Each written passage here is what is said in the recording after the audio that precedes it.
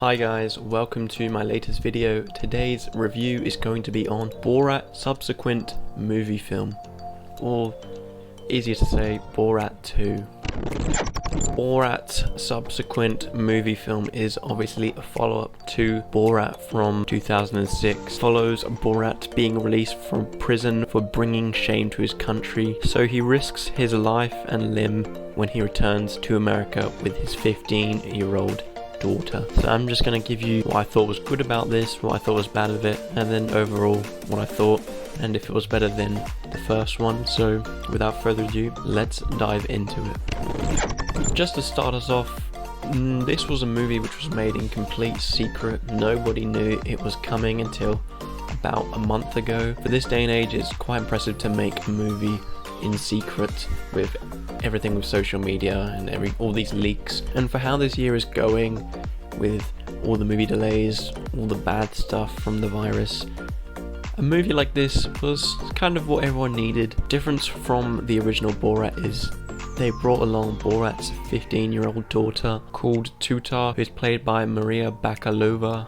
I hope I pronounced that right. She just did a really great job. She matched his energy, his intensity, and you could really buy her as Borat's daughter. It really helps this one stand different from the original one. It brings some laughs along with it and doesn't make things feel as bland, and it doesn't make the jokes feel pretty much the same as the first one, as there is a different character here who is just like him. I really don't want to dive into specific details since this is like, you know, a comedy. It's kind of a documentary in the sense. I don't have to analyze this like I should with other movies, but with the addition of Tutar, it was just funny, depending who you are, to see more in-depth look of what Borat's people think like and are known and have known what the world around them is like. This one actually has more reason for Borat to travel, go around interviewing people, and as I mentioned, with the addition of Tutar, it has a lot more heart and emotion along with it.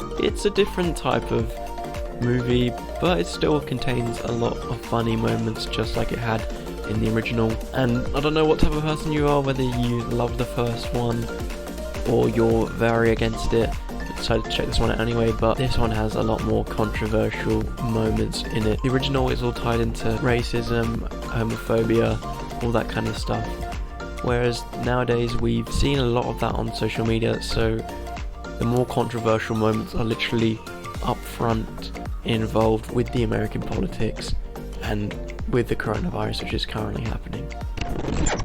However, I must say, it just didn't really have the same magic as the original for me. I know many others have loved this one maybe even more than the first one, but for me, it didn't live up to the expectations of the first one, although it's still solid. The first one felt a lot like a documentary, like it's meant to be, whereas this one, as they're trying to make it bigger, some moments were filmed like an actual proper movie, and that just kind of takes away from what this is meant to be. It's meant to be like a documentary. I don't feel that complete connection with this one as I did with the first one. This is down to my interpretation, but once again, compared to the first one, and despite Borat having to be in disguise, a lot of these scenes felt quite staged, and or they didn't get much of a reaction out of the person, which I didn't find as entertaining. I know the goal of this movie is to show how some people are and maybe cause some controversy along the way, but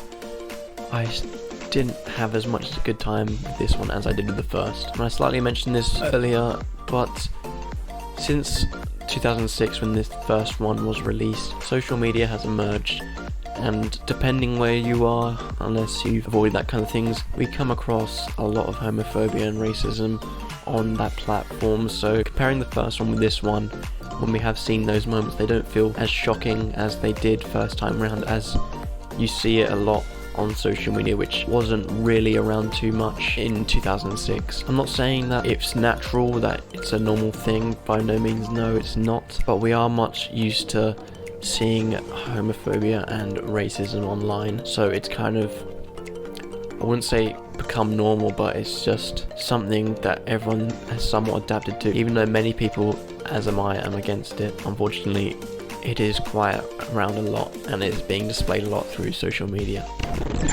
But overall, if you've probably gathered, I still enjoyed this movie.